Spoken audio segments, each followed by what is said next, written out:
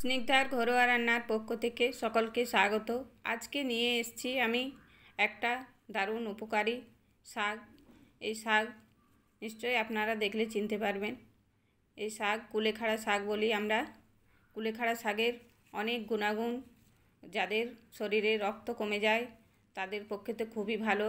কাঁচা পাতাগুলো ভালো করে ধুয়ে বেটে রসটা খেলে খুব ভালো। আবার সেদ্ধ করে যে রসটা হয় সেই রসটা বোতলে রেখে আপনি হাফ কাপ করে খেতে পারবেন রোজ। আর শাকটাও রান্না করে খাওয়া যায়। আজকে আমি এই কুলেখাড়া শাক রান্না করব আর ওর সেদ্ধ করে জলটা রাখার পদ্ধতিটা দেখাবো। এবার আমি শাকগুলো ভালোভাবে বেছে পরিষ্কার করে নিচ্ছি।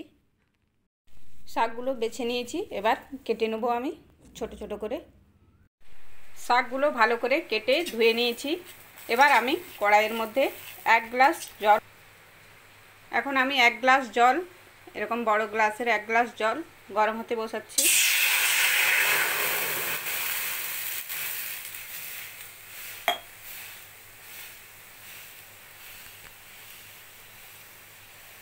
জলটা ফুটে উঠলেই শাকগুলো দিয়ে দেবো আমি।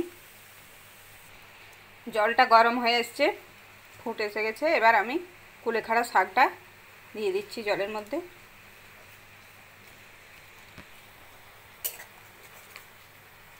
এই 1 গ্লাস জল ফুটে ফুটে যখন হাফ কাপের মতো হয়ে যাবে তখন আমি ওই জলটা ছেঁকে রেখে দেবো শাক থেকে। তারপর শাকটা ফোড়ন দিয়ে নেব। আর যাদের প্রেসার আছে তারা লবণ দেবেন না, আর যদি প্রেসার না থেকে থাকে স্বাদ মতো লবণটা আমি এখন শাকের মধ্যে দিয়ে দেব। এখন দিয়ে দিচ্ছি আমি লবণটা। এই লবণের স্বাদটা জলের মধ্যে থাকবে, খেতে ভালো লাগে। আমি একদিন শাক রান্না খাই আর একদিন পরের দিন আমি ওই জলটা খাই। এবার ঢেকে দেব আমি। ঢেকে 10 মিনিটের মতো ফুটিয়ে নেব। প্রায় 8 মিনিটের মতো হয়ে গেছে। আমি ঢাকা খুলে দেখে নিচ্ছি কতটা আছে জলটা।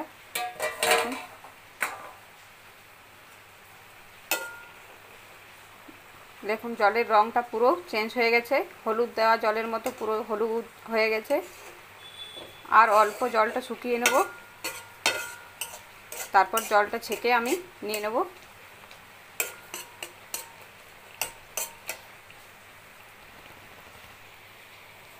এইভাবে হাতা দিয়ে জলটা চিপে চিপে নিয়ে আমি ছেঁকে রেখে দেব।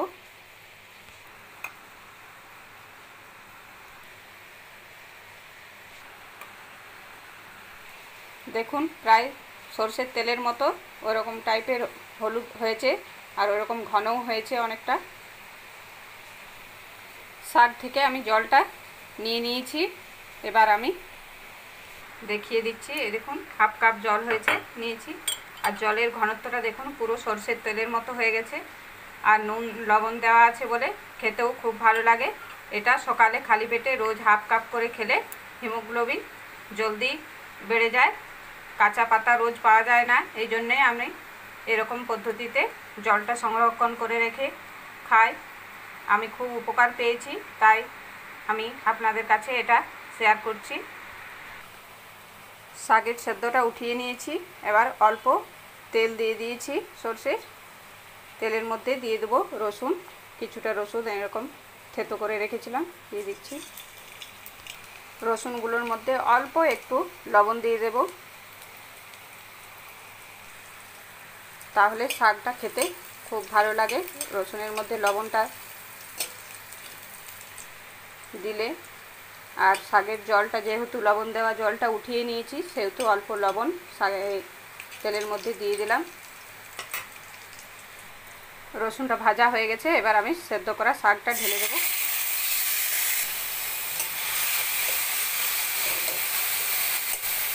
এই শাকটা একটু জল জল রান্না করতে হয়, না হলে শুকনো হয়ে পুরো কালো মতো দেখতে হয়। আর জল জল থাকলে শাকের রঙটা পুরো সবুজ রঙের থাকে। এবার হয়ে গেছে এই শাক রান্নাটা উঠিয়ে নিচ্ছি।